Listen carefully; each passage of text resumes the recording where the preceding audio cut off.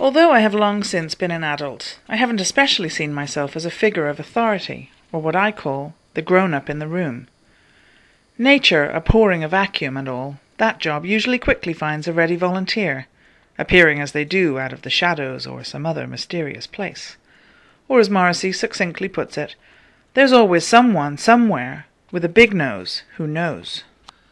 In order to be a teacher, being the grown-up in the room is a prerequisite.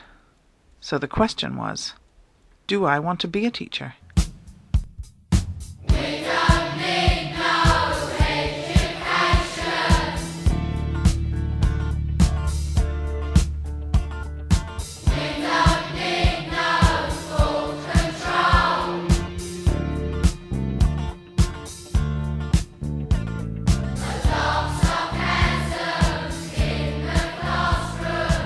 It was a Monday morning at an all-boys school.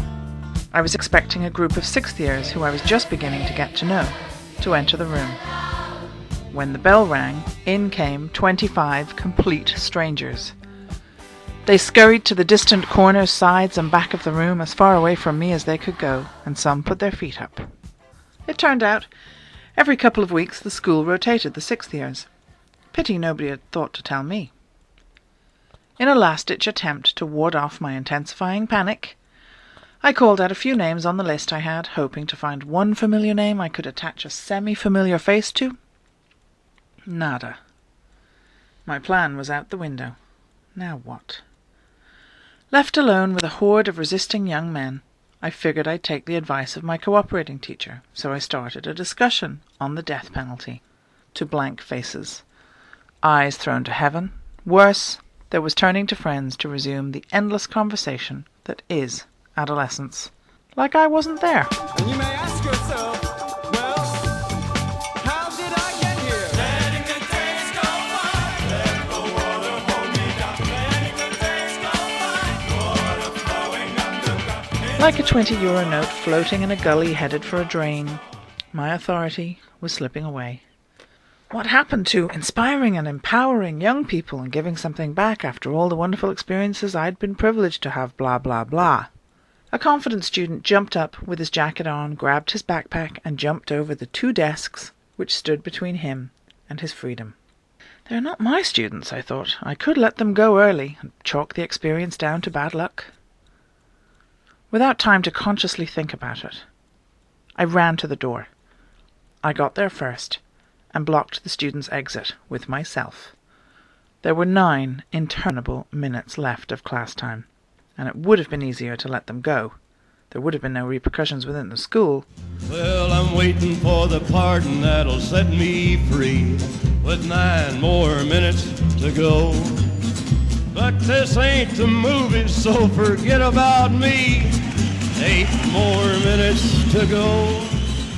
By now the whole class, taking their cue from this one student, had swarmed around the door, around me, inching ever closer. Visions of Lord of the Flies popped into my mind.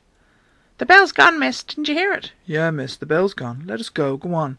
Did you have a good time with the weekend, miss, did you? What did you do with the weekend, miss?" I slammed my hand against the door to further make the point, to any stragglers on the edge of the group who may or may not have got the message. You're not going anywhere till the bell goes. Standing firm, I looked past them, beyond them, and I took a breath. There are no half measures when it comes to the crunch. Someone has to be here, not just for this moment, to tell them the post-school world won't congratulate them for this kind of behaviour, but for all the other moments, when they need a boundary to push against, and someone to test, someone who, ironically, will in turn test them back. It was clear to me that beyond knowing my subject and wanting to share it with others, and instill passion here and there if I'm lucky, there would be moments, perhaps many, when exactly what these boys need is at the very least a grown-up in the room. And if the price of influencing them, however little, is being an ogre, then I'm ready to don the costume.